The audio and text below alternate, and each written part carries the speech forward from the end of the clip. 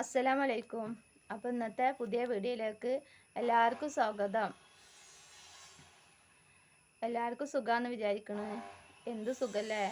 എല്ലാവരും വയനാട്ടിലത്തെ ദുരന്തം അറിഞ്ഞിട്ട് എല്ലാവരും നല്ല വിഷമിച്ച് നിൽക്കുന്ന സമയമാണല്ലോ ഇപ്പോൾ. എല്ലാവർക്കും മനസ്സിലത്രക്കും വേദന നിറഞ്ഞു നിൽക്കുന്ന സമയമാണല്ലോ എല്ലാവർക്കും ഇപ്പോൾ. ഞാനും കുറച്ച് ദിവസങ്ങളായി വീഡിയോ ചെയ്തിട്ട് എനിക്കും സുഖം ഉണ്ടായിട്ടുണ്ടായിരുന്നില്ല. അന്ന് പനി ഉണ്ട് എന്ന് പറഞ്ഞല്ലോ. പനി മാറിയതിൻ്റെ ശേഷം ഭയങ്കരമായിട്ട് തലവേദന, അതേപോലെ ചുമ ഒരിക്കൽ ചുമച്ചാൽ കുറേ സമയം ചുമക്കും, പിന്നെ അതണ്ട് മാറും. ഈ തലവേദന മാറി കിട്ടുന്നില്ല. തലേൻ്റെ ഉള്ളിൽ സഞ്ചാരം തന്നെ. ഇവിടെയൊക്കെ ഭയങ്കര വേദന, തലേൻ്റെ സൈഡൊക്കെ ഭയങ്കര വേദന. അങ്ങനെയൊക്കെ നമ്മൾ എന്തെങ്കിലുമൊക്കെ ജോലി ചെയ്യുമ്പോഴത്തേനും തന്നെ എന്തെങ്കിലും അതിനെന്നെ വയ്യ. അത് വെച്ചാൽ വികാൻ പോവുക, തല കറങ്ങുക, പിന്നെ വികാൻ പോവുക, അങ്ങനെ ഭയങ്കര ക്ഷീണം കാര്യങ്ങളൊക്കെ ആയിട്ട്. അപ്പോൾ അതുകൊണ്ടാണ് വീഡിയോ ഒന്നും ചെയ്തിട്ടുണ്ടായിരുന്നില്ല. പിന്നെ വീഡിയോ ചെയ്യാനുള്ളൊരവസ്ഥ ഒരു അവസ്ഥയിലല്ലല്ലോ. മനസ്സിനൊരു സമാധാനം കിട്ടുന്നില്ല. സുഖമില്ലേനു, എനിക്കാണെന്ന് വെച്ചാൽ സുഖമില്ലേനു. അതേപോലെ തന്നെ ഇതൊക്കെ അറിഞ്ഞിട്ട്, വയനാട്ടിലത്തെ കാര്യങ്ങളൊക്കെ അറിഞ്ഞിട്ട് അതിനേക്കായി മനസ്സിന് ഭയങ്കരമായിട്ട് എന്താ പറയാന്ന് അറിയുന്നില്ല. ഒറ്റ രാത്രി കൊണ്ട് ആ നാട് മൊത്തം പോയി. അവിടുത്തെ ആൾക്കാർ പോയി. അവരെ സമ്പാദ്യങ്ങൾ മുഴുവനും പോയി. അതൊക്കെ കേട്ടപ്പോൾ തന്നെ പകുതി ജീവന് പോയി എന്ന് പറഞ്ഞ പോലത്തെ അവസ്ഥയിലാണ്. TV ഒന്നും വാർത്തൊന്നും കേൾക്കാൻ തന്നെ വയ്യ. അത്രക്ക് ഇടങ്ങേറാവാണ് കണ്ടിട്ട്. TV-ലൊക്കെ ഓരോന്ന് കാണുമ്പോൾ അത്രക്ക് ഇടങ്ങേറാവാണ്. അപ്പോൾ തന്നെ നമുക്ക് തലവേദനയൊക്കെ കൂടും. എന്താ ചെയ്യുക? എന്താ പറയുക, ഒരായുഷ്കാലം മുഴുവൻ ഉള്ള സമ്പാദ്യം, അവരെ കുടുംബം, മക്കൾ, ഇമ്മ, ഇപ്പ, അതൊക്കെ നഷ്ടപ്പെട്ട എത്ര ആൾക്കാരാണ്. എത്ര പൂരം ആൾക്കാരാണ് ഒരു കുടുംബത്തിൽ നഷ്ടപ്പെട്ടത്. അതൊക്കെ ആലോചിക്കും ഭയങ്കരമായിട്ട് എന്താ പറയേണ്ടതെന്ന് അറിയണില്ല. അത്രക്ക് വിഷമം. എല്ലാവരും അതേപോലെ വിഷമിച്ച് നിൽക്കുന്ന സമയമല്ല ഇപ്പോൾ. അപ്പോൾ ഒന്നാമത് വെയ്യാനും, പിന്നെ ഇതൊക്കെ അറിഞ്ഞിട്ടും വീഡിയോ ഇടാനൊക്കെ ഉള്ളൊരു ഇതില്ല. അങ്ങനെയൊക്കെ ആയിട്ട് മോനൂസ് സ്കൂൾക്ക് പോയിക്കണ്.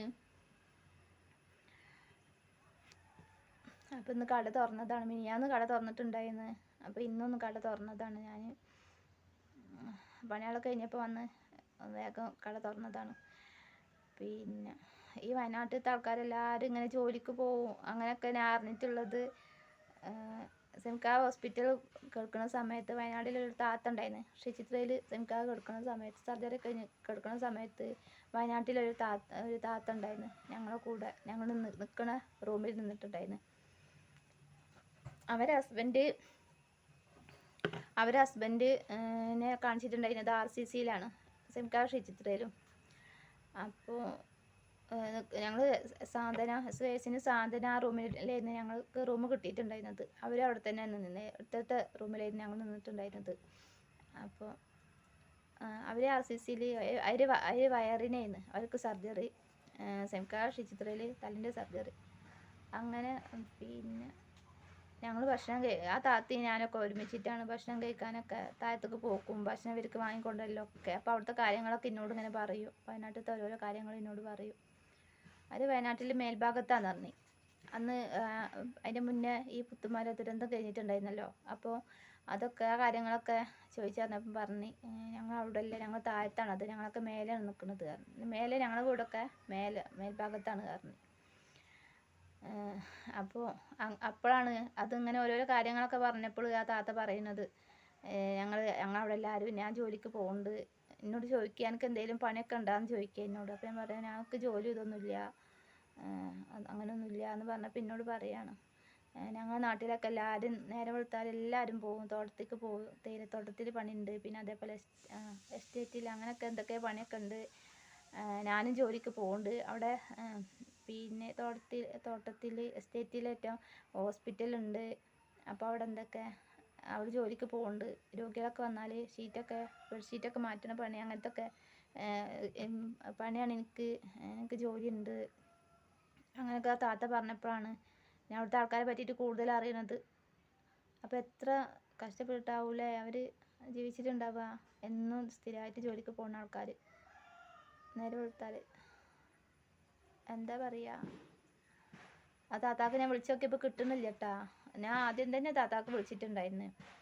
ഹോസ്പിറ്റലിൽ നിന്ന് വന്ന് കുറച്ചൊക്കെ കഴിഞ്ഞപ്പോൾ നമ്പറൊക്കെ വാങ്ങിയിട്ടുണ്ടായിരുന്നു. അന്ന് നമ്പറൊക്കെ തന്നിട്ടുണ്ടായിരുന്നു. പിന്നെ ആ നമ്പറിൽ വിളിച്ചിട്ട് പോകണില്ല. ആദ്യം ഇപ്പോഴല്ല കേട്ടോ, ആദ്യം തന്നെ വിളിച്ചിട്ട് കിട്ടണില്ല. പിന്നെ ഞങ്ങളിപ്പോൾ കഴിഞ്ഞ വലിയനാൾക്ക് വയനാട്ടിലേക്ക് പോയിട്ടുണ്ടായിരുന്നു. അപ്പോൾ ഞാൻ കുറേ അന്ന് ആ നമ്പറിൽ വിളിച്ച് നോക്കിയപ്പോൾ കിട്ടുന്നില്ല കേട്ടോ. നമ്പർ മാറിയിട്ട് അഞ്ഞ് റേഞ്ചിൻ്റെ പ്രശ്നമാണ്. നമ്പർ മാറി എന്തെങ്കിലും ചെയ്തിട്ടുണ്ടാവും. അതുകൊണ്ടാണ്. ഇപ്പോൾ ഒരു 1.5 വർഷം കഴിഞ്ഞല്ലോ എനിക്ക് ആ സർജറി ഒക്കെ കഴിഞ്ഞിട്ട്.